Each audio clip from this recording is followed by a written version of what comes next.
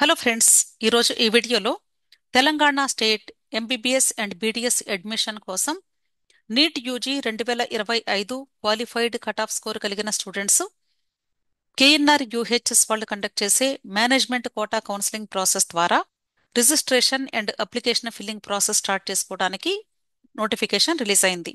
ఇది KNR UHS official వెబ్సైట్లో మీకు అవైలబుల్గా ఉంది. అయితే ఈ మేనేజ్మెంట్ కోటా కౌన్సిలింగ్ ప్రాసెస్ ద్వారా నాన్ మైనారిటీ కాలేజెస్ అంటే private colleges, private Muslim minority కాలేజెస్లో వీటితో పాటుగా Neelima institute of medical sciences affiliated to Anurag university ఈ కాలేజ్లో కూడా మీకు అడ్మిషన్ పొందే అవకాశం లభిస్తోంది. మనకి రిజిస్ట్రేషన్ ఆల్రెడీ జూలై 31వ తారీఖు సాయంత్రం 6 గంటల నుండి స్టార్ట్ అయింది. ఆగస్టు 7వ తారీఖు సాయంత్రం 5 గంటల వరకు మీకు అవైలబుల్గా ఉంది. మీరు రిజిస్ట్రేషన్ అండ్ ప్రాసెసింగ్ ఫీ కింద 12,000 రూపాయలు plus extra bank charges pay చేయాల్సి ఉంటుంది. అలాగే ఇక్కడ బి కేటగిరీ గురించి అలాగే సి కేటగిరీ గురించి కూడా చెప్తూ ఉన్నారు. బి కేటగిరీ అంటే 11,55,000 నుండి 13 లక్షల వరకు ఫీజు ఉంటుంది. అంటే ఒక్కొక్క కాలేజ్లో ఒక్కొక్క రేట్ ఉంటుంది. సి కేటగిరీ లేదా ఎన్ఆర్ఐ కేటగిరీ రెండూ కూడా ఒకటే మీనింగు. ఈ సి కేటగిరీ లేదా ఎన్ఆర్ఐ కేటగిరీ సీటు బి కేటగిరీకి ఎగ్జాక్ట్గా డబుల్ ఉంటుంది. కాకపోతే ఈ సి కేటగిరీ లేదా ఎన్ఆర్ఐ కేటగిరీలో మీరు పార్టిసిపేట్ చేయాలి అంటే మీరు రిజిస్ట్రేషన్ అండ్ అప్లికేషన్ ఫిల్లింగ్ చేసిన తర్వాత డాక్యుమెంట్స్ని అప్లోడ్ చేసేటప్పుడు ఎన్ఆర్ఐ డాక్యుమెంట్స్ని కూడా మీరు అప్లోడ్ చేయాల్సి ఉంటుంది. ఒకవేళ మీరు రిజిస్ట్రేషన్ టైంలో కానీ ఈ డాక్యుమెంట్స్ని మీరు అప్లోడ్ చేయలేకపోతే ఈ సంవత్సరం మీకు ఒక ఫెసిలిటీని ప్రొవైడ్ చేస్తూ ఉన్నారు యూనివర్సిటీ వాళ్ళు. మీరు ఒకవేళ ఇప్పుడు ఫస్ట్ రౌండ్ లోపు కానీ ఎన్ఆర్ఐ డాక్యుమెంట్స్ని మీరు అరేంజ్ చేసుకోలేని ఎడల మీరు సెకండ్ రౌండ్కి కానీ లేదా థర్డ్ రౌండ్కి కానీ ఈ 2 రౌండ్స్ వెబ్ ఆప్షన్స్ స్టార్ట్ అయ్యే ముందు మీ యొక్క ఎన్ఆర్ఐ డాక్యుమెంట్స్ని లేట్ ఫీతో కూడా అప్లోడ్ చేసుకునే అవకాశం కల్పిస్తాము అని చెప్తున్నారు. కాకపోతే 20,000 రూపాయలు లేట్ ఫీ కట్టి మాత్రమే మీరు అప్లోడ్ చేసుకునే అవకాశం కల్పిస్తారు. అయితే ఇక్కడ చాలా మందికి ఉన్న సందేహాలు మీకు తీర్చాలి అనుకుంటున్నాను. కొద్దిమంది ఏమనుకుంటూ ఉన్నారంటే మేము ఒకవేళ కానీ అప్లికేషన్ ఫిల్లింగ్ టైంలో సి కేటగిరీని చూజ్ చేసుకొని ఎన్ఆర్ఐ డాక్యుమెంట్స్ని కానీ మేము అప్లోడ్ చేస్తే అసలు మాకు B category college list web ఆప్షన్స్లో కనిపించదంట అని చాలామంది భావిస్తూ ఉన్నారు. అలా మీరు భయపడాల్సిన అవసరం అయితే లేదు. ఖచ్చితంగా చెప్తున్నాను, బి కేటగిరీ కాలేజెస్ అవైలబుల్గా ఉంటాయి. వాటితో పాటుగా ఈ ఎన్ఆర్ఐ డాక్యుమెంట్స్ని మీరు అప్లోడ్ చేస్తేనే ఎన్ఆర్ఐ కాలేజెస్ లిస్ట్ మీకు అవైలబుల్గా ఉంటుంది. మీరు ఒకవేళ పర్టికులర్గా నేను ఈ కాలేజ్లోనే జాయిన్ అవ్వాలి అని కానీ నిర్ణయించుకున్నట్లయితే అలాంటి సందర్భంలో మీకు తక్కువ స్కోర్ ఉన్నది అనుకోండి, మీకు బి కేటగిరీ వచ్చే అవకాశాలు తక్కువగా ఉన్నప్పుడు మీరు ఒకవేళ ఎన్ఆర్ఐ ఫీజు కానీ కట్టుకునే స్తోమత ఉండి ఉంటే అలాంటి సందర్భంలో ఈ ఎన్ఆర్ఐ డాక్యుమెంట్స్ కానీ పెట్టుకుని ఉంటే ఇది ఒక మంచి అవకాశంగా మీరు భావించవచ్చు. అంతేగాని ఈ ఎన్ఆర్ఐ డాక్యుమెంట్స్ పెట్టుకున్నంత మాత్రాన అసలు B category colleges list web ఆప్షన్స్లో కనిపించదు అనేది అపోహ మాత్రమే. అది తప్పు. బి కేటగిరీకి సి కేటగిరీకి రెండింటికి కూడా ఎవరు ఏది సెలెక్ట్ చేసుకుంటే, suppose only B category choose చేసుకున్నారు అనుకోండి అప్లికేషన్ ఫిల్లింగ్ టైంలో, వాళ్ళకి బి కేటగిరీ కాలేజెస్ లిస్ట్ మాత్రమే కనిపిస్తాయి. అదే ఎన్ఆర్ఐ డాక్యుమెంట్స్ కూడా పెట్టారు అనుకోండి, అప్పుడు బి కేటగిరీతో పాటుగా ఎన్ఆర్ఐ కాలేజెస్ లిస్ట్ కూడా మీకు హైలైట్ అవుతుంది. ఇక్కడ మీకు ఒక సందేహం, అసలు బి కేటగిరీ కాలేజెస్ అంటే ఏంటి మేడం, ఎన్ఆర్ఐ కాలేజెస్ అంటే ఏంటి మేడం అని. కాలేజెస్ అవే ఉంటాయి. సపోజ్ మీరు ఎగ్జాంపుల్ తీసుకుంటే అపోలో తీసుకోండి. అపోలోలో మీరు బి కేటగిరీకి జాయిన్ అవ్వచ్చు, లేదా ఎన్ఆర్ఐ కేటగిరీ అంటే సి కేటగిరీకి జాయిన్ అవ్వచ్చు. అంటే మీరు వెబ్ ఆప్షన్స్ పెట్టుకునేటప్పుడు ఎలా ఉంటుంది అంటే, ఇక్కడ అపోలో తీసుకున్నట్లయితే ఫస్ట్ మీకు బి కేటగిరీ అవైలబుల్గా ఉంటుంది, ఆ తర్వాత సి కేటగిరీ కూడా మీకు అవైలబుల్గా ఉంటుంది. మీకు ఒకవేళ సి కేటగిరీ వద్దు అనుకున్నారనుకోండి, అప్పుడు కేవలము అపోలోకి బి కేటగిరీ ఒక్కటే వెబ్ ఆప్షన్ పెట్టుకుని ఇది సెలెక్ట్ చేసుకోవాల్సిన అవసరం లేదు. ఖచ్చితంగా అన్నీ పెట్టాలని తెలంగాణ స్టేట్లో ఎటువంటి రూల్ కూడా లేదు. మీకు ఇష్టమున్నన్ని వెబ్ ఆప్షన్స్ పెట్టుకోవచ్చు. ఒక్క వెబ్ ఆప్షన్ పెట్టుకోవచ్చు, లేదా అన్నీ పెట్టుకోవచ్చు, లేదా కొన్ని పెట్టుకోవచ్చు, మీ ఇష్టం. ఇక్కడ నేను చెప్పేటువంటి సలహా ఏంటంటే, ఒకవేళ కానీ మీలో ఎవరికైనా ఎన్ఆర్ఐ డాక్యుమెంట్స్ ఉండి ఉంటే ఆల్రెడీ మీరు అమౌంట్ కట్టుకునే స్తోమత కానీ కలిగి ఉంటే తర్వాత మరలా పెట్టుకునే అవకాశం ఫ్రీగా మీకు ఉండదు. అనవసరంగా 20,000 రూపాయలు పెనాల్టీ కట్టి పెట్టుకోవాల్సి వస్తుంది. దానికంటే కూడా ఇప్పుడు ఆల్రెడీ 7th వరకు మీకు అవకాశం ఉంది కాబట్టి మీ దగ్గర ఆల్రెడీ ఉండి ఉంటే డెఫినెట్గా మీరు ఇప్పుడు ఎన్ఆర్ఐ డాక్యుమెంట్స్ని అప్లోడ్ చేసుకోండి. ఇప్పుడైతే ఫ్రీ. అర్థమైంది కదా? మీకు ఇష్టం ఉంటే ఆ ఎన్ఆర్ఐ కాలేజెస్ని చూజ్ చేసుకుంటారు. ఇష్టం లేకపోతే వాటిని అసలు టచ్ చేయకుండా కేవలము బి కేటగిరీ కాలేజెస్ని మాత్రమే సెలెక్ట్ చేసుకుంటూ వెళ్తారు. అర్థమైంది కదా? సో దయచేసి ఈ విషయం గమనించండి. ఎటువంటి భయం కూడా అవసరం లేదండి. ఎవరో చెప్పారు అని మీరు భయపడుతూ అనవసరంగా ఉన్న అవకాశాలని వదులుకొని డబ్బుని వృధా చేసుకోవద్దని నా రిక్వెస్ట్. క్లియర్? నెక్స్ట్, ఇక్కడ అసలు ఈ కౌన్సిలింగ్ లో పార్టిసిపేట్ చేయాలి అంటే యూజువల్ గా ఎన్ఆర్ఐ కేటగిరీలో కొద్ది మంది స్టూడెంట్స్ కి చాలా తక్కువ స్కోర్ ఉంటుంది. అలాంటి స్టూడెంట్స్ నాకు చాలా మంది కూడా కాల్ చేస్తూ ఉంటారు కాబట్టి నా ఎక్స్పీరియన్స్ తో నేను చెప్తూ ఉన్నాను. కొద్ది మంది స్టూడెంట్స్ అడిగే క్వశ్చన్ ఏంటంటే, నేను 2024లో నెగిటివ్ మార్క్ వచ్చినటువంటి స్టూడెంట్ నన్ను అడిగింది, నాకు పార్టిసిపేట్ చేసే అవకాశం ఉందా కౌన్సిలింగ్లో అని. నేను సి కేటగిరీ ఎంతైనా కడతానండి, కానీ నాకు సీటు కావాలి అని అడిగారు. మీరు ఎంతైనా కట్టగలిగే స్తోమత ఉండొచ్చు, కానీ మీకంటూ ఒక కండిషన్ ఉంది. వీళ్ళు ఖచ్చితంగా కట్ ఆఫ్ స్కోర్ అనేది పెట్టారు. General category and EWS category స్టూడెంట్స్కి అయితే 144 మార్కులు లేదా 50th పర్సంటేలు మినిమం ఉండాలి.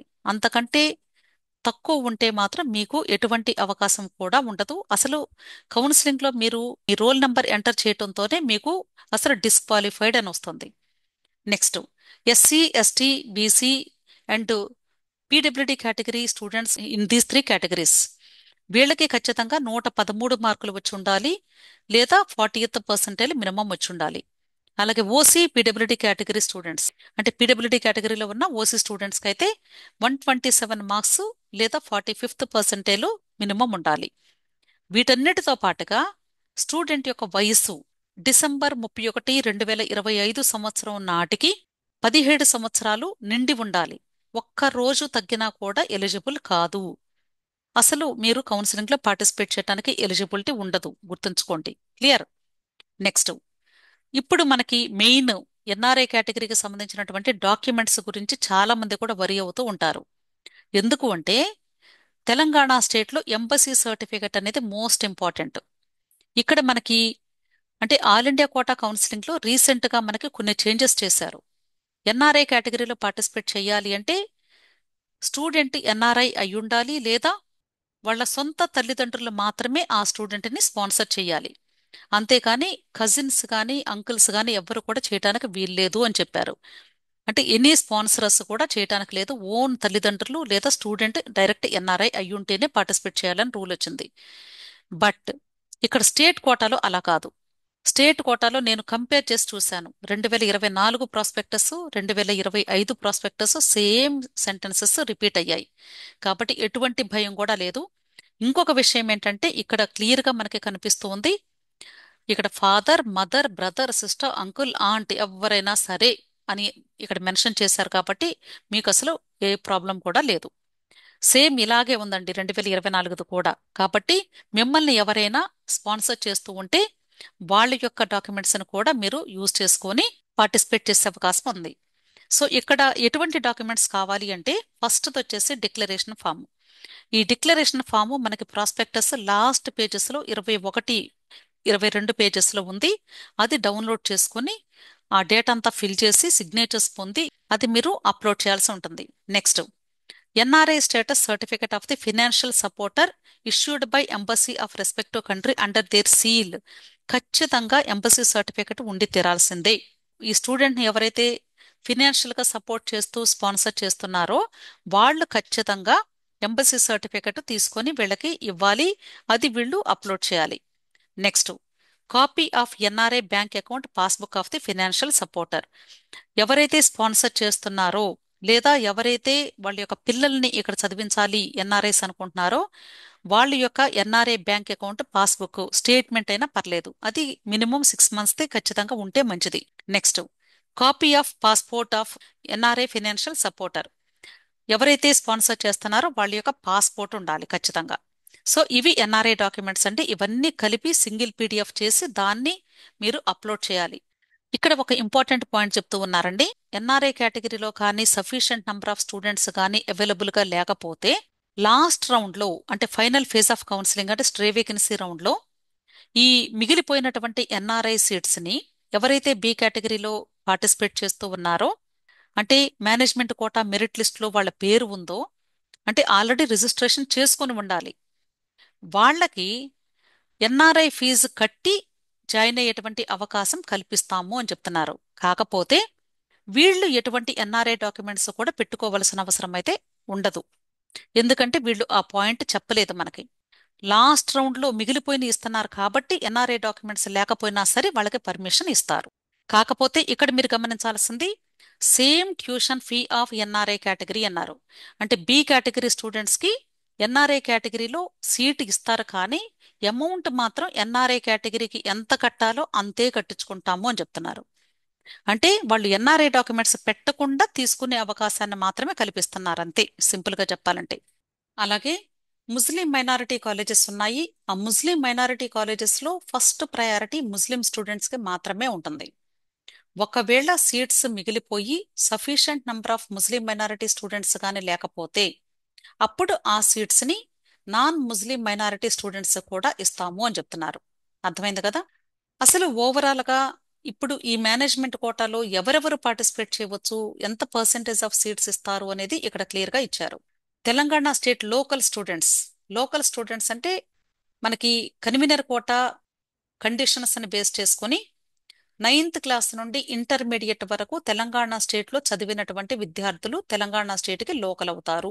లేదా ఒకవేళ నీట్ ఎగ్జామ్ రాసే ముందు 4 సంవత్సరాలు కానీ వాళ్ళు ఎడ్యుకేషనల్ ఇన్స్టిట్యూషన్ లో ఎక్కడా చదవకుండా ఖాళీగా ఉంటే రెసిడెన్షియల్ సర్టిఫికెట్ ని కానీ ఆ 4 సంవత్సరాలకి కానీ చూపించగలిగితే వాళ్ళు కూడా లోకల్ స్టూడెంట్స్ అవుతారు తెలంగాణకి.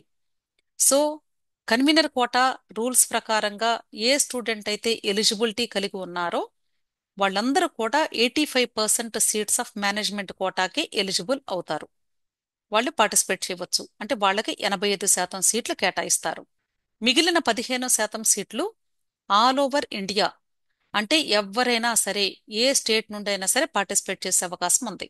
ఇప్పుడు తెలంగాణ స్టేట్కి ఆగస్టు 7వ తారీఖు సాయంత్రం 5 గంటల వరకు రిజిస్ట్రేషన్ ఫెసిలిటీ ఉంది కాబట్టి దయచేసి మీలో ఎవరైనా సరే మీ సొంత రాష్ట్రాల్లో బి కేటగిరీ లేదా సి కేటగిరీ సీట్స్ వచ్చే అవకాశాలు తక్కువగా ఉన్నాయి అనుకున్నప్పుడు ఈ తెలంగాణ స్టేట్లో పార్టిసిపేట్ చేస్తే సీటు వచ్చే అవకాశాలు ఉండొచ్చేమో మీరు ఆలోచించుకొని ప్రయత్నించండి. అయితే ఇక్కడ నేను మీ అందరికీ కూడా ఒక కాలేజీ గురించి మీ అందరికీ తెలియజేయాలి అనుకుంటున్నాను. నేను స్టార్టింగ్ లోనే చెప్పాను, minority non minority and Neelima కాలేజ్లో కూడా మీకు అడ్మిషన్ కేఎన్ఆర్ యూహెచ్ఎస్ ద్వారానే జరుగుతుంది అని చెప్పాను. అసలు ఈ నీలిమా కాలేజ్ గురించి ఒకసారి చూసినట్లయితే మీలో ఎవరైనా సరే ఒకవేళ ఎన్ఆర్ఐ ఫీజు కట్టుకునే స్తోమత కానీ లేకపోతే బి కేటగిరీ సీట్ రాని పక్షంలో ఏ స్టేట్ వాళ్ళైనా సరే, నాట్ ఓన్లీ తెలంగాణ స్టూడెంట్స్, ఏ రాష్ట్రానికి సంబంధించినటువంటి స్టూడెంట్స్ అయినా ఈ నీలిమా కాలేజ్లో సీట్ అలాట్మెంట్ పొందే అవకాశం ఉంది. ఇక్కడ మనకి ఈ నీలిమా కాలేజ్లో B category and C category seats ఉంటాయి. బి కేటగిరీ సీట్స్ 15 లక్షలు per annum, C category seats 22.5 lakhs ఉంటుంది. ఇది 2024 ఇన్ఫర్మేషన్ ప్రకారంగా 150 సీట్స్ మనకి ఇంతకు ముందు అనౌన్స్ చేసింది. కానీ ఈ సంవత్సరం ఈ కాలేజీకి 100 సీట్లు ఎక్స్ట్రా యాడ్ అయ్యాయి.